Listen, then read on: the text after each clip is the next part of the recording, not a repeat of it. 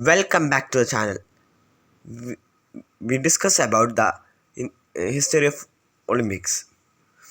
ലോകത്തിലെ ഏറ്റവും പഴക്കം ചെന്ന സംഘടിത കായിക മത്സരമാണ് ഒളിമ്പിക്സ് ഗെയിം.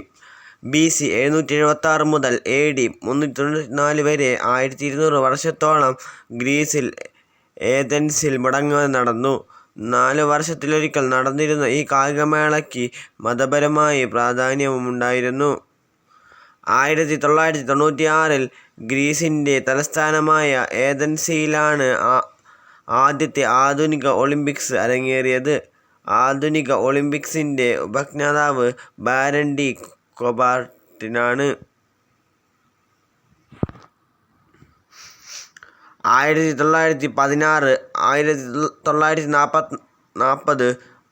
1944 എന്നീ വർഷങ്ങളിൽ ലോകമഹായുദ്ധം കാരണം നടന്നില്ല.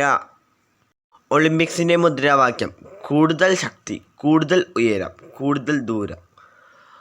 1924 പാരീസ് ഒളിമ്പിക്സിൽ വെച്ചാണ് ഈ മുദ്രാവാക്യം ഉടലെടുത്തത്.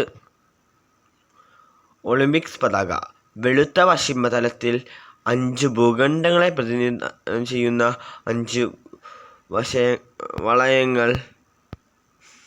ഇടതുനിന്ന് വലത്തോട്ട് നീല, കറുപ്പ്, ചുവപ്പ്, മഞ്ഞ, പച്ച എന്നീ ക്രമത്തിൽ സന്നിവേശപ്പെട്ടതാണ് ഒളിമ്പിക്സ് പതാക.